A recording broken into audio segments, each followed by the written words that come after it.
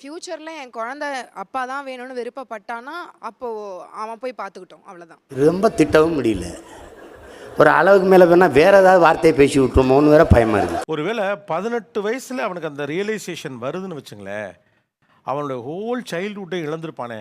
அப்பாவும் குழந்தைகளுடைய சைல்ட்ஹுட்டை இழந்திருப்பாங்களே. இந்த நேரத்துல நீ யாரை மிஸ் பண்ற? அப்பா சார் நீங்க சொல்ற ஃபேக்டர் மாதிரி அந்த அப்பா வந்து குழந்தைய நினைச்சிட்டே எல்லாம் இருக்கிற மாதிரி எல்லாம் யாரும் கிடையாது சார். அவங்க நெக்ஸ்ட் யாரும் லைஃப் கிடையாதுல, பார்த்து நீங்க போயிட்டே சொல்ல இருப்பாங்க முடியாது. சார். அதான் கரெக்ட். அம்மா ஒன்று புரிஞ்சுக்கங்க, இது தப்பு. அப்படி யாரும் கிடையாது நீங்க சொல்லாதீங்க. பொம்பளைங்களே மோசங்கிற டேர்முக்கு ஈக்குவல் இது. ரெண்டு பேருடைய இமோஷன்ஸை வந்து நீங்க எப்படி டிசைட் பண்ணீங்க? சார் என் குழந்தைக்கு எது நல்லதுன்னு என்னை விட யாருக்கு சார் பெட்டரா தெரியும்? அப்பாவுக்கும் தெரியும் இல்லையா?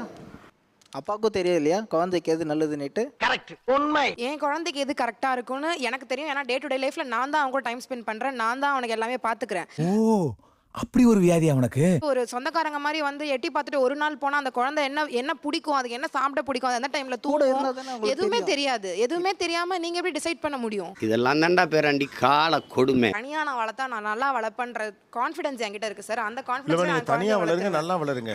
ஆனா இங்க என்னன்னு கேட்டா, அப்பாவுக்கு அந்த குழந்தை மேல எந்த ஹோல்டுமே இல்லையே. பெருமைய பாரு. வேண்டாம் சார். ஏன் சார் எதுவுமே இல்ல, என்னம்மா இது இது? அதெல்லாம் ஆமா, எதுவுமே இது இல்லன்னு கொஞ்சம் தான் சார் நான் சொல்றேன், தப்பா நினைக்க வேண்டாம். வந்தது. இது உங்களுக்கு கொஞ்சம் ஹார்ஷா இல்லையா? எவ்வளவு கேவலமான பிறவிங்க இல்ல நம்ம.